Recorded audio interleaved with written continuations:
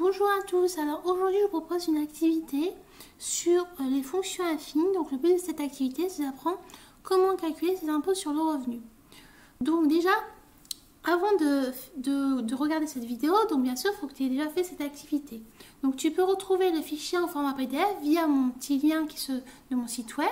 Tu auras le lien dans ma description afin de pouvoir retrouver ce petit fichier, afin de pouvoir le faire.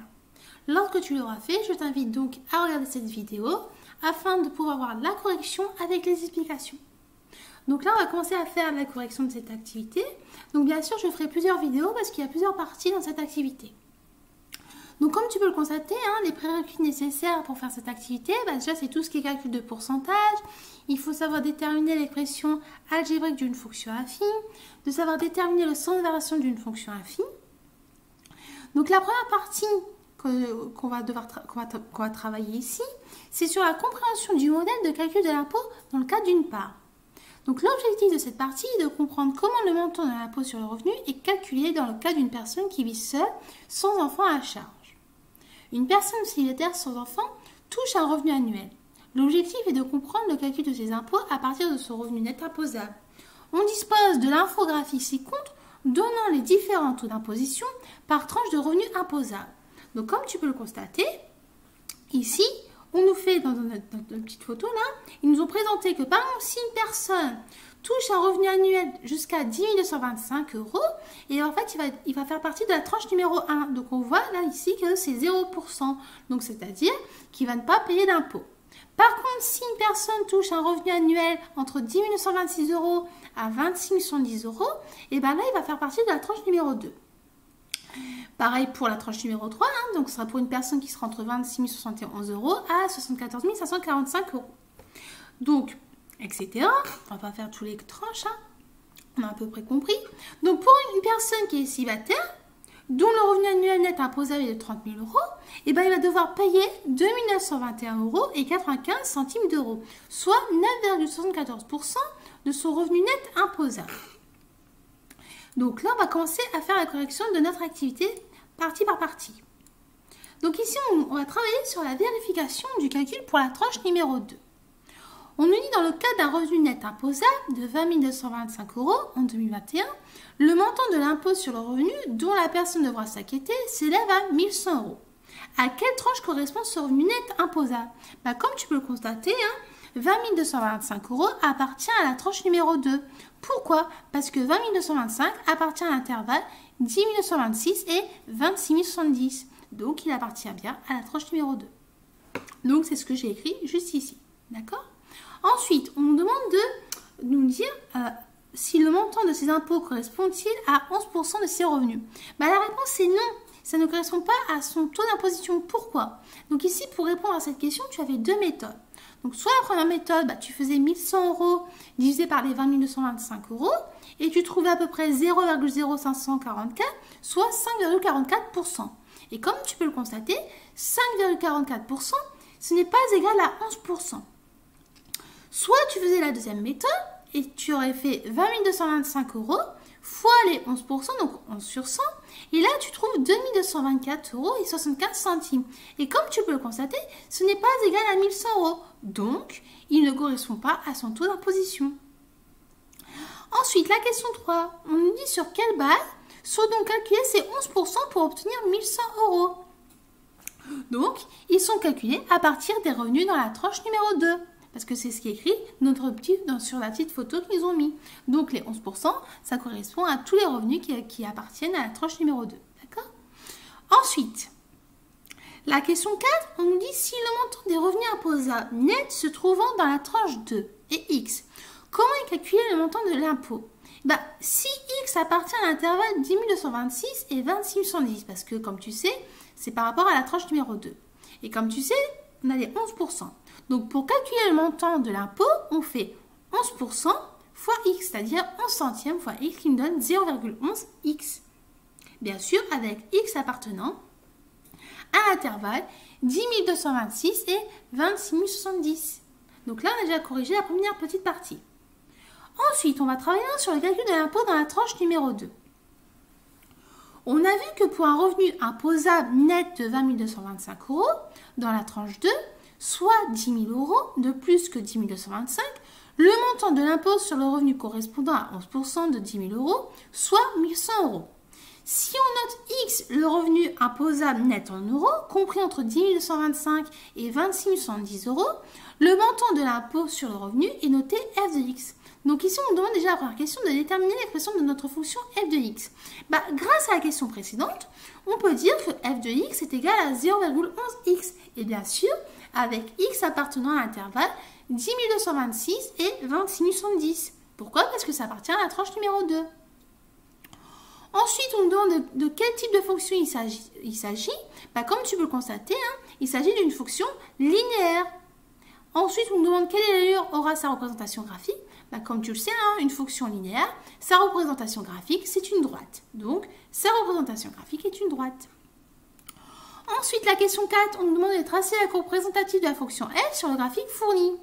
Donc, on trace notre fonction f de x, et bien sûr, tu ne commences pas à 0, mais tu commences bien à 10 225. Pourquoi? Parce qu'on a dit que notre x appartenait à l'intervalle 10 225 à 26 110. Donc là, notre fonction f de x est ici. Ensuite, maintenant, on va travailler sur notre prochaine partie qui est sur le taux moyen d'imposition. On nous dit, on reprend le cas d'une personne célibataire sans enfant ayant un revenu imposable de 20 225 euros et dont l'impôt sur le revenu est donc de 1 100 euros. On appelle M le point correspondant à cette situation sur le graphique précédent. Donc par exemple, ici, j'ai mis un point M juste ici, d'accord? On nous demande de dire quelle est la part en pourcentage d'impôt payé par rapport à son revenu net imposable. Donc là, la question te dit clairement quelle opération il faut faire. Là, tu vas devoir faire 1 100 euros divisé par les 20 225 euros. Et là, tu vas trouver à peu près 0,543, soit 5,43%. Donc, la part en pourcentage d'impôt payé par rapport à son revenu net imposable est de 5,43%. Ensuite, on nous dit ce taux est appelé taux moyen d'imposition. À quoi correspond-il graphiquement? Alors, je vais te montrer un petit fichier pour que tu arrives à visualiser un petit peu la situation. Voilà. Donc ici, regarde, dans cette fenêtre-là qui est ici, on aura une petite représentante de notre taux moyen d'imposition par rapport à notre revenu net imposable.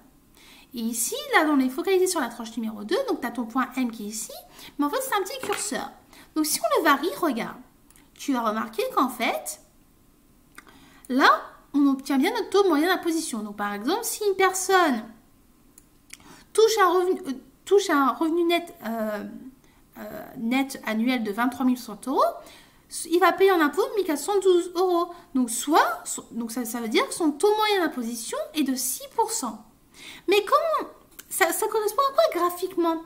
Regarde, si tu constates que là, la droite au M, si tu cherches le coefficient directeur de la droite au M, c'est-à-dire tu vas faire 1412 divisé par 23 060, tu vas trouver que ça correspond en fait au taux moyen d'imposition. Donc le taux moyen d'imposition, à quoi correspond-il graphiquement?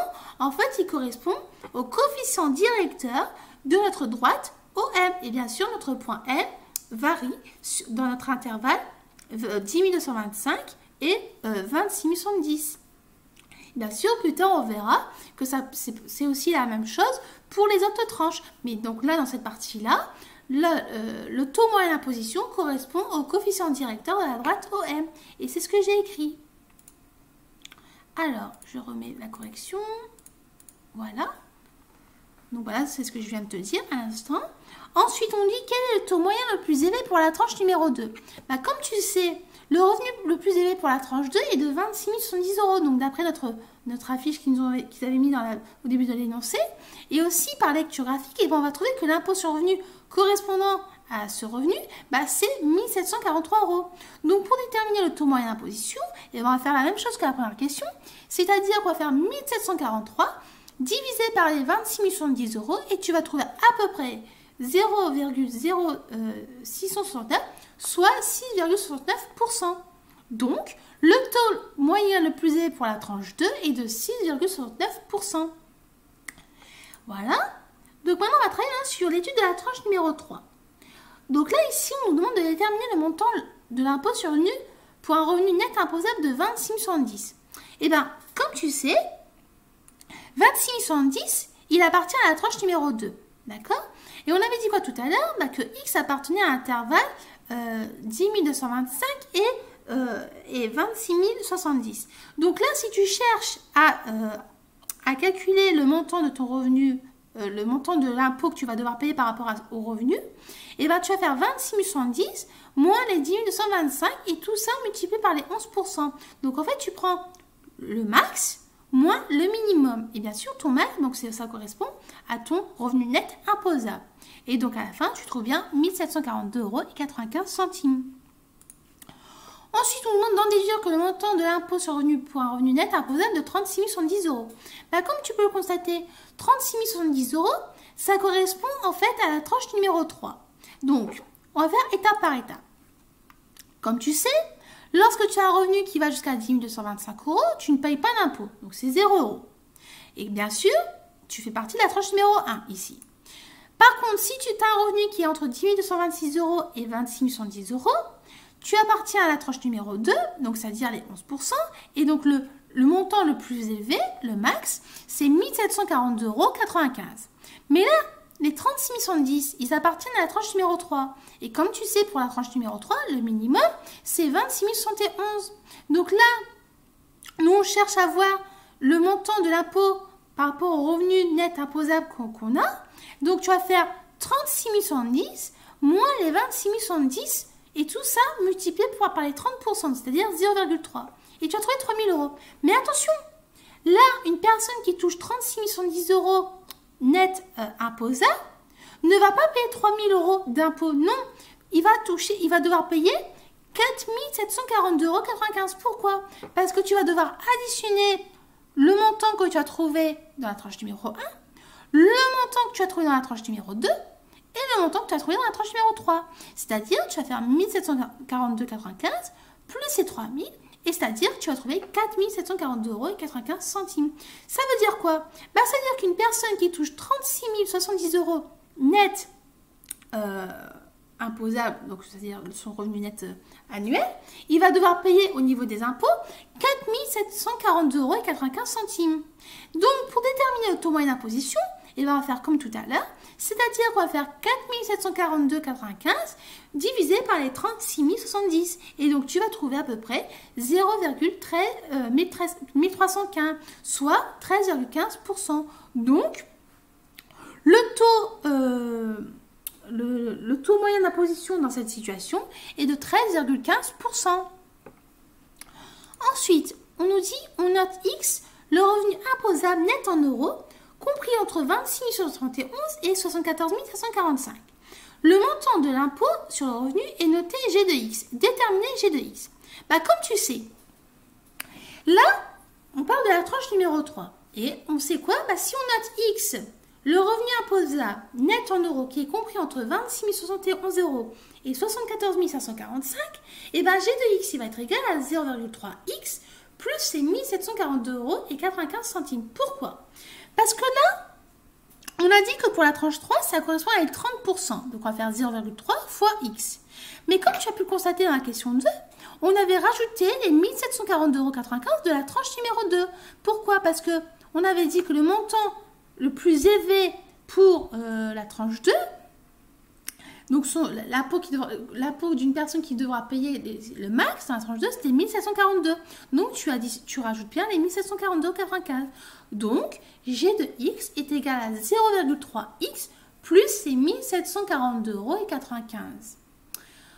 Ensuite, on te dit, quel est le taux moyen le plus élevé pour la tranche 3? Comme tu sais, le montant le plus élevé dans la tranche numéro 3, pour le revenu, c'est 74 545.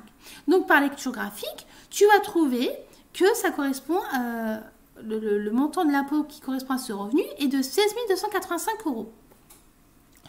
Donc, le montant le plus élevé de l'impôt sur le revenu pour la tranche 3 est 16 285. Donc, pour déterminer le taux moyen le plus élevé pour la tranche 3, comme toujours, on fait la même méthode. Tu fais 16 285 sur les 74 545 et tu vas trouver à peu près 0,2195, soit 21,85%. Donc, le taux moyen le plus élevé pour la tranche 3 est de 21,85%. Donc voilà, donc là on a fini de corriger la première partie de notre activité. Donc j'espère que tu as compris tout ce que je viens de t'expliquer. Et si tu n'as pas vraiment compris, je t'invite à revoir les explications et au fur et à mesure d'essayer de comprendre étape par étape. Parce qu'en soi, il n'y a rien qui est compliqué. Hein. C'était juste de la lecture de documents et de la lecture graphique et puis d'utiliser tes connaissances sur les calculs de pourcentage et tout ce qui est lié avec les fonctions affines et fonctions linéaires. Donc j'espère que tout ça était clair pour toi et je te dis donc à bientôt et au revoir.